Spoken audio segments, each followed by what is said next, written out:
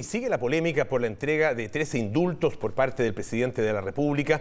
Y ayer la vocera de gobierno sostuvo que si el mandatario hubiera tenido todos los antecedentes a la vista, el resultado habría sido distinto. Además, hay parlamentarios que están exigiendo que se revierta la decisión en algunos de los casos. Vamos a conversar acerca de esto con el abogado Javier Couso, que es director del doctorado en Derecho de la Universidad Diego Portales. ¿Cómo está, Javier? Muy buenos días, gusto saludarlo. Buenos días, gusto saludarlos a ustedes. A ver, en primer lugar le quería preguntar, volver tal vez un poquito atrás, pero para entender bien en qué consiste un indulto. El presidente toma esta decisión y lo puede hacer con el fundamento que él quiera e incluso sin expresión de ninguna fundamentación, de ninguna causa de por qué indulta a estas personas, es decir, está simplemente a su arbitrio. A ver, el indulto es una tradición legal y constitucional que tiene larga data. De hecho, tiene resabios monárquicos. Solía darse ante condenados a muerte, típicamente a propósito de Semana Santa o Navidad en el mundo cristiano. Luego evolucionó en el mundo contemporáneo a una de las atribuciones, yo diría, más amplias que puede contemplar un ordenamiento jurídico. Tiene distintas características en distintos países, pero, por ejemplo, en los Estados Unidos ha sido utilizado con una discrecionalidad inmensa. Recordemos el caso del presidente Ford después de Watergate. Lo primero que hace es indultar a su amigo y aliado político Richard Nixon. Trump hace poco hizo algo parecido. En Chile está regulado por la Constitución del 80 y por una ley y reglamentos dictados del año 1981. ¿Por qué es relevante esta ley? La ley 18.050 entrega un grado de discrecionalidad, de facultades del presidente respecto de indultos insólitas en el derecho, al punto que una vez que establece los requisitos para hacerlo, el artículo 4, en el inciso final señala que el propio presidente es el que va a calificar si cumplió o no con los requisitos, algo que yo no conozco otra ley que le imponga requisitos al presidente de la República y después diga si se cumplió o no lo va a definir el propio presidente. O sea, eso es para dar una idea de lo amplio que es. Y esta es una ley que, si bien fue elaborada en dictadura, es probable que el hecho de que no se haya tocado en 32 años desde el fin de la dictadura demuestra el grado de amplitud que se ha querido mantener. Ni siquiera fue tocado por el proceso constituyente fracasado este indulto. Dicho esto, representa además una de las pocas instancias en que un poder del Estado, el Poder Ejecutivo, por decirlo así, altera los resultados de lo que decidió la Judicatura, otro poder del Estado, el Poder Judicial. Y en ese sentido no es cualquier acto administrativo. Hay un enorme debate, que podemos tenerlo más adelante, sobre si es posible o no revocar. Y lo dejo hasta aquí porque imagino que tiene... Sí, claro, justamente le quería preguntar sobre eso, que es una de las exigencias que está haciendo la oposición. Incluso hay algunos abogados que lo han fundamentado y que dicen que habría aquí una vulneración del interés público o tendría vicios legales esta decisión y por lo tanto podría perfectamente ser revocada. ¿Existe algún camino para revocar efectivamente esta decisión para que lo haga el propio gobierno, el propio presidente o alguna otra instancia? Este es uno de los casos que los abogados denominamos casos difíciles, porque no hay precedentes sobre algo así, por lo menos que se tenga memoria en el último medio siglo de algo de esta naturaleza, que un indulto se haya pedido, sea revocado. Hay, por lo tanto, entre el foro, entre los abogados, entre mis colegas, distintas aproximaciones.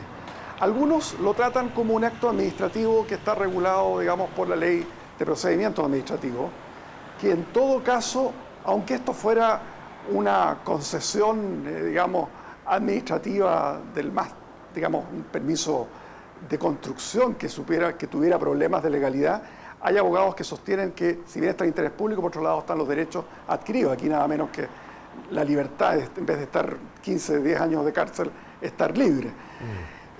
Pero efectivamente esa es la aproximación de quienes toman esto como algo fundamental, como si fuera un mero acto administrativo.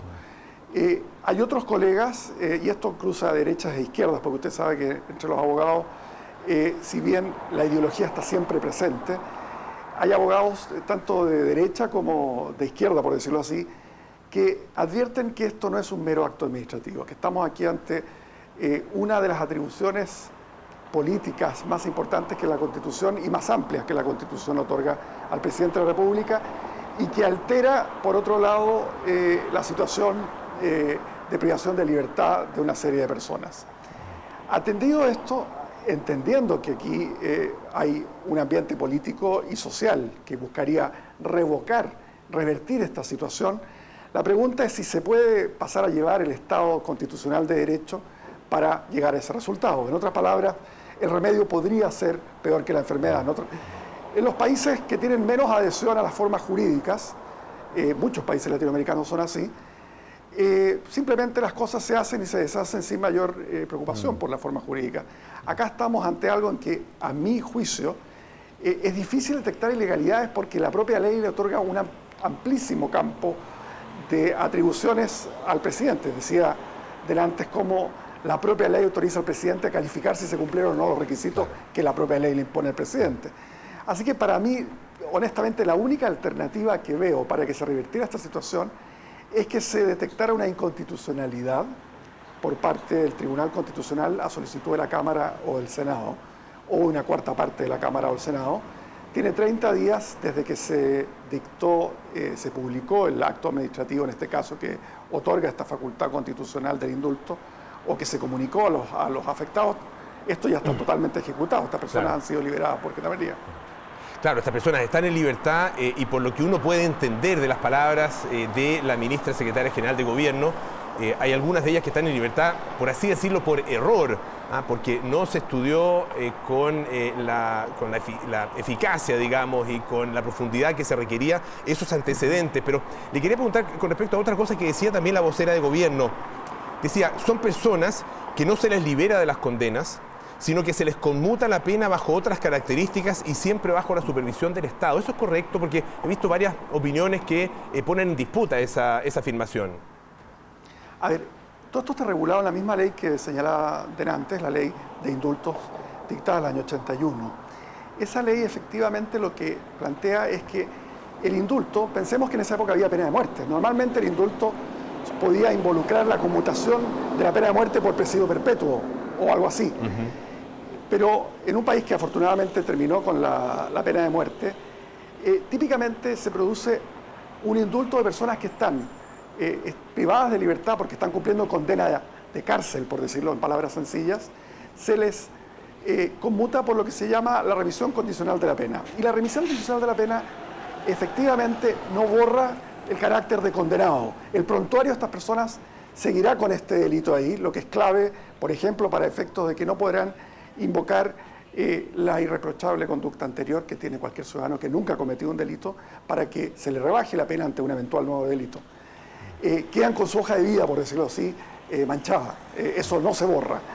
Y quedan efectivamente con la posibilidad de la revisión condicional de la pena, típicamente involucra una suerte de vigilia por parte del Estado, gendarmería en este caso, firma mensual y otro tipo de técnicas de control, pero en definitiva están, para todo efecto práctico, no están más en la cárcel. Ese es el efecto real que tiene esta. Ahora, yendo a la pregunta que usted hacía respecto a errores que eventualmente pudieran haber habido en antecedentes, el hecho concreto es que el presidente indultó teniendo a la vista los delitos por los cuales estaba indultando. Aparentemente no tuvo, si le debemos de seguir el relato a la ministra Vallejos, no tuvo antecedentes sobre el historial previo de estos indultados. Jurídicamente hablando, no es claro, insisto, que eso viciara la legalidad del acto por el cual se indultó. Esto se parece más, si tuviera que hacer una analogía, a cuando hay un error judicial que libera a un culpable. Sabemos de casos, estoy pensando en Estados Unidos, O.J. Simpson y otros casos que ha habido en Chile, donde se sabe por error judicial que benefició, por decirlo así, al imputado. Insisto, en países que tienen poco apego a las formas jurídicas, todo se hace y se deshace en virtud de los cambios de la opinión pública o del sistema político. En países que tienen apego al sistema jurídico, como fue el caso de Estados Unidos con O.J. Simpson, en que un jurado dijo: yo entré sabiendo que iba a liberar, no me importaba lo que hubiera con lo que dijeran las pruebas. Los errores judiciales, cuando tienen el efecto liberador, en general suelen no ser revertidos. Cuando hay un error judicial y a un inocente se lo condena, en general sí son revertidos. Hay una asimetría acá que tiene relación con el hecho de que la sanción penal es la sanción más grave que un Estado puede imponer. Y ante, por decirlo así, un indulto, porque aun cuando hubiere algunos errores en el procedimiento que llevó a él, uno debe analizar los antecedentes jurídicos del acto mismo. El indulto fue hecho a la persona que efectivamente se quiso indultar. Ahí hay digamos, un giro que tiene que revisarse. Si fue hecho a la persona que se iba dirigido, si fue hecho por el delito que se estaba indultando, el hecho de que haya o no antecedentes previos que se conocieran o no, es a mi juicio algo que es campo nuevo y habrá que ver qué evalúa de pronunciarse el Tribunal Constitucional, de ser requerido además por la Cámara o por el Senado. Perfecto. Muchísimas gracias, abogado Javier Couso, por esta conversación con Tele 13 AM. Que tenga muy buenos días. Buenos días a ustedes.